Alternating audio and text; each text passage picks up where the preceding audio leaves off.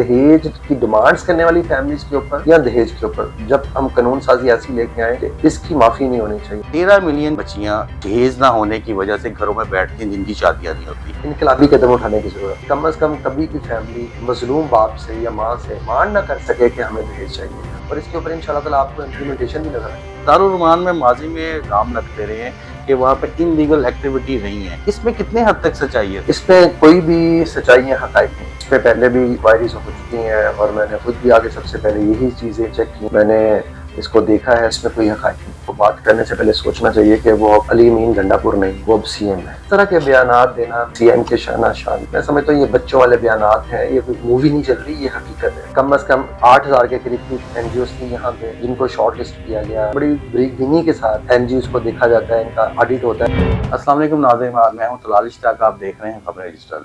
आज हमारे साथ सूबाई वज़ीर सोशल वेलफेयर एंड बैतुल माल सुहेल शौकत भट्ट साहब मौजूद हैं, इनसे गुफ्तगू करते हैं। अस्सलाम वालेकुम सर। वालेकुम अस्सलाम। अच्छा सर, ये बताइएगा कि जहेज़ एक नासूर और लानत करार दिया जाता है, हर हुकूमत आती है वो कहती है इस पर कोई ना कोई ऐसी पॉलिसी या कानून बनाएंगे कि इस निज़ाम, इस जहेज़ जैसी लानत को हम ख़त्म करेंगे।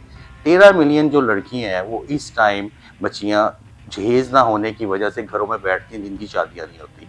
आपकी या आपके डिपार्टमेंट, आपकी हुकूमत की क्या पॉलिसी है कि वो नेक्स्ट ऐसा कोई कानून लाने का है इस जहेज़ के बारे में? जी बिल्कुल, वफाकी लॉ मौजूद है दहेज के हवाले से, जिसके तहत तमाम डिप्टी कमिश्नर्स को अख्तियारात भी मौजूद उनके पास मौजूद हैं। लेकिन मैं समझता हूँ कि इसके ऊपर बहुत इनकलाबी कदम उठाने की ज़रूरत है। मैं ये सोचता हूँ कि वालिदैन सारी ज़िंदगी बच्चों को पालने में, पढ़ाने लिखाने में अपनी ज़िंदगी गुजार देते हैं।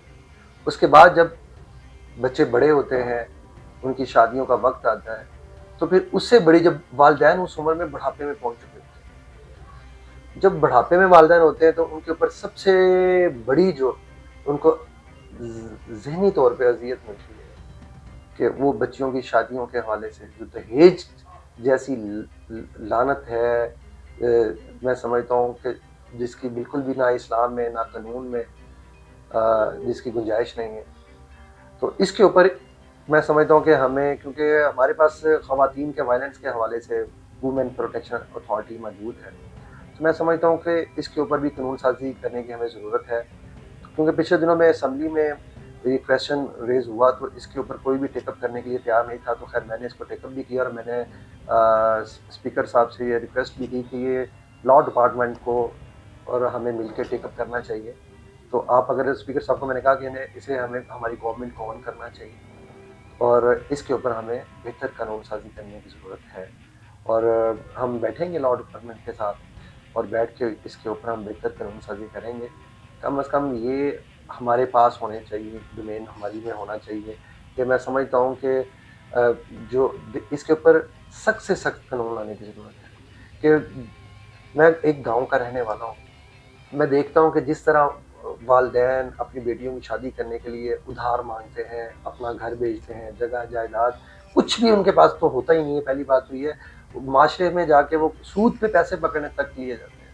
तो यानी कि सारी ज़िंदगी वो अपनी बच्चियों के घर आबाद करने के लिए अज़ियत में सारी ज़िंदगी गुजार देते हैं। मैं समझता हूँ कि दहेज की डिमांड्स करने वाली फैमिलीज़ के ऊपर या दहेज के ऊपर जब हम कानून साजी ऐसी लेके आएँ कि इसकी माफ़ी नहीं होनी चाहिए। सर, माजी में वे सूद के ऊपर जिस तरह आपने जिक्र किया, लॉ आए इम्प्लीमेंट, मतलब असम्बली में कानून पास हुए, जिस तरह आपकी ये इनिशिएटिव है, आप कह रहे हैं कि लॉ डिपार्टमेंट के साथ बैठ के हम इसको एक कानून लेके आएंगे। सर, कानून आ जाता है, उस पर इम्प्लीमेंट नहीं होता। आज भी आप देखें सूद उसी तरह मार्केट में है। अगर आप इसको लेके आएंगे, क्या ऐसा मैकेनिज्म लेके आएंगे कि अगर ये कानून पास होता है तो इस पे इम्प्लीमेशन भी हो? क्योंकि आपको पता है आज पिछले दिनों में आपने सुना होगा 1 करोड़ रुपए की शादी पे लगा दिया गया। अगर वही 1 अरब की, मेरे ख्याल से लाहौर की आधी बच्चियां उस शादी से हो सकती, इम्प्लीमेशन कैसे करेंगे इस कानून? देखिए, मैं सबसे पहले आपको ये बात बताना चाहता हूँ कि जो दिखावा है तो बिल्कुल अल्लाह ताला इस चीज़ की इजाज़त नहीं देता। जब माशरे में गुर्बत इंतहा पे हो, भूख और इफलास इंतहा पे हो, तो इस माशरे में मैं समझता हूँ कि हमें ओवरऑल इनकलाबी कदम उठाना चाहिए। बिल्कुल ये फुकदान है, इम्प्लीमेंटेशन का फुकदान है, मगर सीएम साहिबा जिस विजन से दिन रात मेहनत कर रही हैं, तो मैं समझता हूँ कि इम्प्लीमेंटेशन भी होगी, अब काम भी होगा। जिस तरह ون ڈش کے اوپر شہباز صاحب نے انقلابی قدم اٹھایا تھا کہ ون ڈش کے علاوہ ٹو ڈش ہوتی تھی تو اپنا پیرنٹس کو بھی اندر کر دیا جاتا تھا، ایون کہ دلہے کو بھی اندر کر دیا جاتا تھا. بالکل ایسے ہی. اور اسی طرح میں سمجھتا ہوں کہ ہمیں انقلابی قدم اٹھانا ہوگا کہ اگر دہیج کی ڈیمانڈس کرنے والی فیملیز کو کم از کم اتنا پنش کیا جائے، اگر یہ چیز ثابت ہو کہ کم از کم کبھی کوئی فیملی کسی بھی مظلوم باپ سے یا ماں سے یا یتیم بچی سے یا ان کی فیملی سے ڈیمانڈ نہ کر سکے کہ ہمیں دہیج چاہیے. اور اس کے اوپر ان شاء اللہ تعالیٰ آپ کو امپلیمنٹیشن بھی نظر آئے گی. سر آپ کا محکمہ بڑی دعائیں لینے والا محکمہ ہے. سرکاری ہسپتالوں کے آؤٹ ڈورز میں آپ کے محکمے کے ایک سوشل ویلفیئر افسر بیٹھتا ہے. اس کے لیے سر ہم نے دیکھا ہے، میں ہیلتھ کی بیٹ کو بھی ماضی میں کور کرتا رہا ہوں، لوگوں کے لیے اس کو بھیج دیا جاتا ہے یونین کونسل سے آپ زکوٰۃ والے سے سائن کروا کے نئے سیکٹری یونین. کیا کرائیٹیریا آج تک ایسا کیوں نہیں بنا دے؟ لوگ تو ویسے ہی فوت ہو جاتے ہیں یا بھاگ جاتے ہیں. اس کے لیے سر آپ کیا کریں گے؟ دیکھیں میں آپ کو پہلے یہ بتاتا چلوں کہ جس دن میں نے ٹیک اوور کیا اس ڈپارٹمنٹ کو، مجھے یہ پارٹی کی طرف سے ذمہ داری دی گئی، سی ایم صاحبہ کی طرف سے میں ان کا بڑا شکر گزار ہوں کہ اللہ تعالیٰ نے مجھے ایک نیک مقصد کے لیے چنا. اور میں سمجھتا ہوں کہ اس سے بڑا کوئی بھی اس سے بڑی عبادت نہیں. وولنریبل مارجنائزڈ لوگوں کی خدمت کرنے سے زیادہ میں نے آپ کو دیکھا بھی ہے، وہ آپ جو اور ہم پہلی دفعہ اس ڈپارٹمنٹ کی پالیسی ہم لے کے آ رہے ہیں، جو پالیسی ہم بنا چکے ہیں، جو پالیسی کیونکہ آج سے پہلے اس ڈپارٹمنٹ کی کوئی پالیسی نہیں تھی، کوئی ڈائریکشن نہیں تھی کہ اس ڈپارٹمنٹ میں کس نے کس ڈائریکشن میں چلنا. تو لہٰذا آپ نے جو بات کی اپنا میڈیکل سوشل آفیسرس کی بات کی، بالکل 150 کے 115 ہاسپٹلس میں ہمارے میڈیکل سوشل آفیسرز موجود ہیں.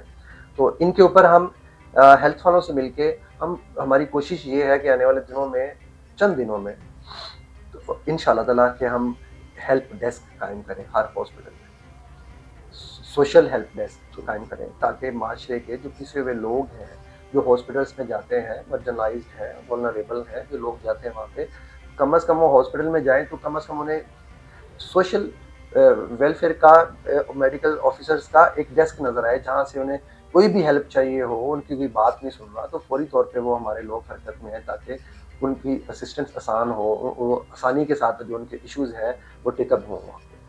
سر آپ کے یہ دارالفلاح، دارالمان اس طرح کے آپ کے محکمے میں شامل ہیں. دارالمان میں ماضی میں اپوزیشن کی حکومت میں الزام لگتے رہے ہیں کہ وہاں پہ ان لیگل ایکٹیویٹی رہی ہیں، اس میں کتنے حد تک سچائی ہے سر؟ جی دیکھیں میں آپ کو بتا دیتا ہوں کہ اس میں کوئی بھی سچائی یا حقائق نہیں. اس پہ پہلے بھی انکوائریز ہو چکی ہیں اور میں نے خود بھی آگے سب سے پہلے یہی چیزیں چیک کی ہیں اور اس پہ بڑا ڈیپلی میں نے اس کو دیکھا ہے، اسٹڈی کیا ہے. اس میں کوئی حقائق نہیں. اور جیسے آپ نے بات کی دارالفلاح کی، تو دارالفلاح میں بیسکلی ہمارے پاس وہ بے سہارا خواتین اور بیوہ خواتین، ویڈوز خواتین وہاں پہ ہمارے پاس ہوتی ہیں جن کے پاس اس دنیا پاکستان میں یا پنجاب میں اپنے پاس جس کے پاس اپنی چھت تک نہیں ہے، وہ خواتین وہاں پہ ہمارے پاس آتی ہیں. تو ان خواتین کو بھی ہم وہاں پہ رکھتے ہیں تاکہ آج سے پہلے ان خواتین کے لیے کوئی پالیسی نہیں تھی. 6 مہینے، 1 سال، 2 سال وہ خواتین رہتی تھی وہاں پہ، پھر اس کے بعد ایگزٹ پلان کوئی بھی نہیں. تو اس لیے ان دارالفلاح کی خواتین کے لیے بھی ہمیں بہتر ایگزٹ پلان لے کے آ رہے ہیں. جی اچھا سر، 9 مئی کے حوالے سے آپ نے بھی اپوزیشن میں رہے ہیں، ہم نے دیکھا ہے کہ بڑا کڑا وقت مسلم لیگ نون کے جو رہنماؤں نے گزارا ہے، آپ نے بھی اس میں شامل تھے، آپ نے بھی اسٹرگل کیا میاں نواز کے نعرے کو، ووٹ کو عزت دو کو آپ آگے لے کے چلیں. سر کیا مشکلات آپ کو اس کو پی ٹی آئی کی گورنمنٹ میں کیا مشکلات دیکھنے کو ملی ہیں بطور اپوزیشن؟ دیکھیں پی ٹی آئی کے گورنمنٹ میں ہم نے بے شمار مسائل سے کوئی قانون نہیں تھا، کوئی لا اینڈ آرڈر نہیں تھا.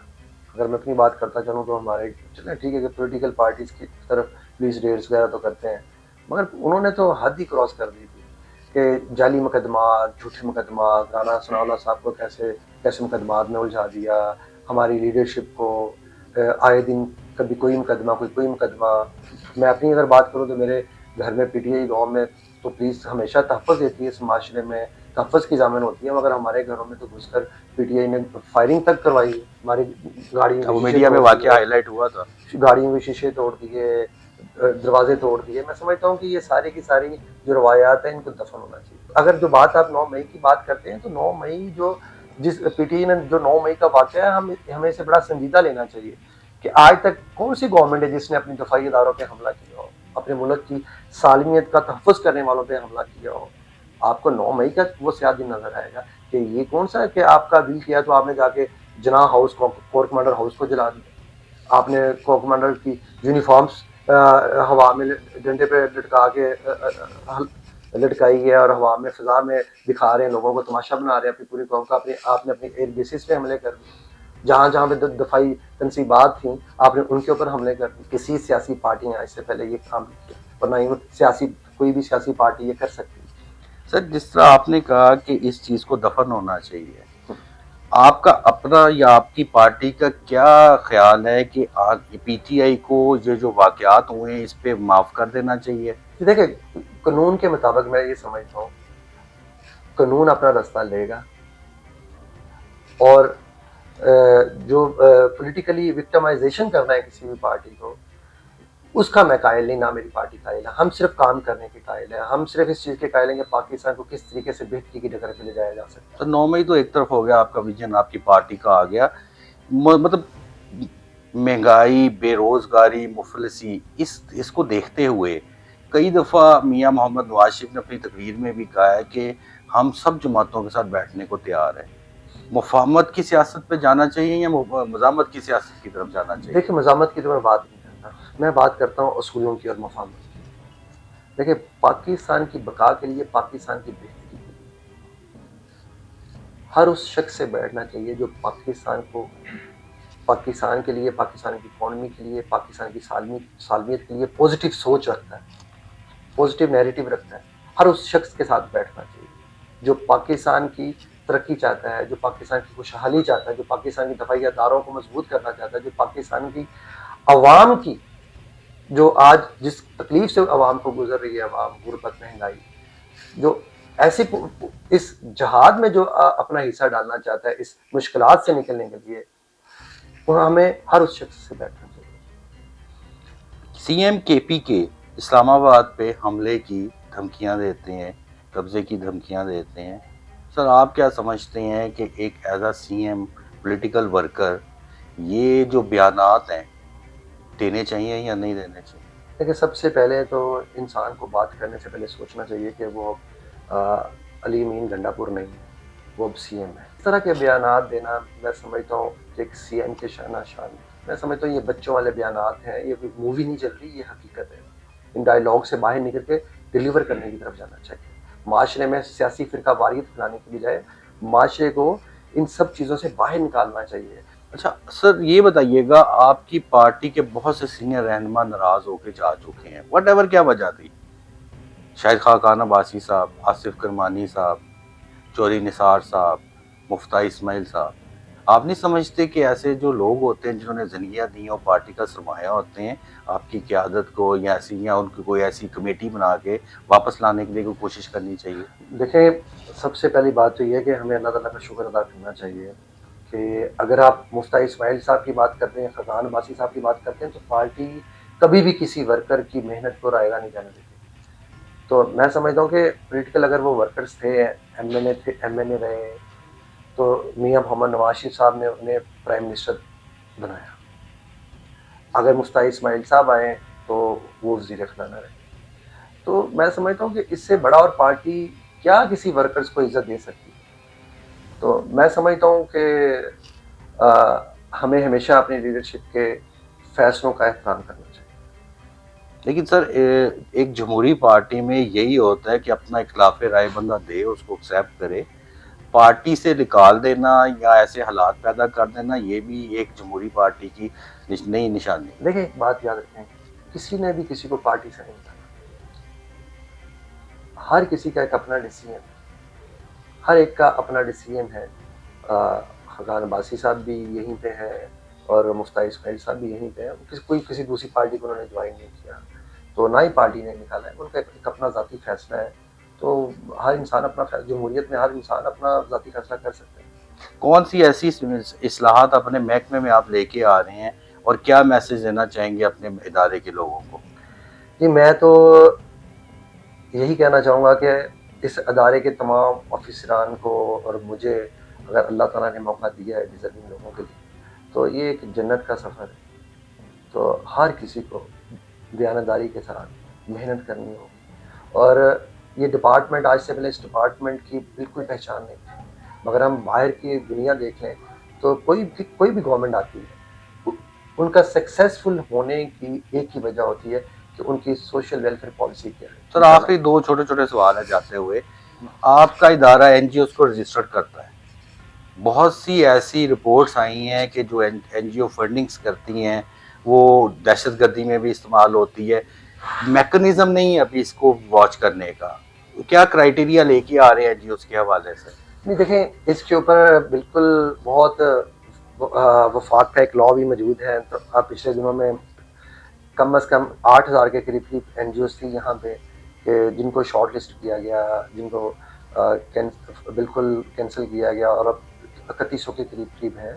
تو میں سمجھتا ہوں کہ بڑی بریک بینی کے ساتھ این جی اوز کو دیکھا جاتا ہے، ان کا آڈٹ ہوتا ہے. اچھا سر، لاسٹ آپ کا وزٹ میں نے دیکھا تھا، سی ایم صاحبہ نے آپ کو کہا تھا یہ خاتون جن کا گھٹنوں کا پرابلم تھا اور بڑا ایسے جیسے ایک ماں کا بیٹی کا رول آپ ادھر جاتے ہیں ایک بیٹے کا رول ادا کرتے ہیں، میں دیکھتا ہوں ان خاتون کے کیا گھٹنوں کا علاج کروا دیا گیا ہے؟ جی بالکل کروا دیا گیا ہے. میں یہ آپ کو بتاتا چلوں کہ آج سے پہلے ہمارے اوور آل ڈپارٹمنٹ کا آپ کو میں پکچر بتاتا ہوں کہ جب میں نے وزٹس کیے ہیں اس پورے ڈپارٹمنٹس میں ہمارے پاس نہ نیوٹریشنس تھے، نہ ڈاکٹرس تھے، نہ میڈیسنس کی فیسلٹیز موجود ایک نام کا ادارہ تھا یہ. بالکل ایشوز تھے بے شمار.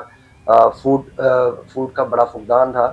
تو یہ میں سمجھتا ہوں کہ بلیسنگ ہے، یہ اللہ تعالیٰ کا کرم ہے کہ اللہ تعالیٰ نے ہمیں ایک مقصد کے لیے چنا. میں نے تمام جب ہم نے وزٹس مکمل کیے تو ان وزٹس کو مکمل کرنے کے بعد ہم نے پالیسی بنائی پہلی دفعہ اس ڈپارٹمنٹ. اس پالیسی کی روشنی میں ہم چاہے میڈیکیشن کا ایشو ہے، چاہے فوڈ کا ایشو ہے، چاہے نیوٹریشنس کا ایشو ہے، تمام کے تمام ایشوز جو ہیں وہ بڑی سپیڈ کے ساتھ انشاءاللہ تعالیٰ آگے بڑھ رہے ہیں، حل ہونے کی طرف جا رہے ہیں. اور جو بلکہ جب میڈم نے پورا دن وہاں پہ سی ایم صاحبہ نے گزارا تو انہوں نے یہ کہا کہ میری ذمہ داری لگائی کہ ان خواتین کو جو ہماری مائیں ہیں ان کو بالکل جانا چاہیے حج کے لیے، کیونکہ وہ اولڈ سٹیزن ہیں، ان کا حق بنتا ہے کہ جن کے بچوں نے ان کرنے سے انکار کر دیا تو ہم ریاست کیونکہ ہوتی ہے ماں کے جیسی، ہم بالکل اپنے ان کے بچوں کا کردار ادا کریں گے انشاءاللہ تعالیٰ. تو اولڈ سٹیزنس کے لیے ہم اسٹیپنڈس کی طرف بھی، اولڈ سٹیزن جو ہے ڈیٹا اٹھانے کے بعد ہم ان کو اسٹیپنڈس کی طرف بھی لے کے جائیں گے. بہرحال پہلی دفعہ کوئی اولڈ ایج ہومس کی خواتین حج پہ جا رہی ہیں، تو یہ پہلی دفعہ کوئی سی ایم ہے، مریم نواز شریف صاحبہ ایسی سی ایم ہے جو پہلی دفعہ ہسٹری میں اولڈ ایج جو ہمارے اولڈ سٹیزنس ہیں جن کے ساتھ انہوں نے عید گزاری، اور پہلی دفعہ ایسا انیشیٹو لیا گیا کہ ان خواتین کو جو کہ ہماری مائیں ہیں ان کو پہلی دفعہ حج پہ بھیجنے کا اعلان سی ایم صاحبہ نے دیا. بلکہ ان کا تو پروسیجر بھی مکمل آلموسٹ ہونے والا ہے انشاءاللہ تعالیٰ، اس سال وہ حج پہ جائے. سر بہت شکریہ آپ کا وقت دینے کا، تھینک یو ویری مچ.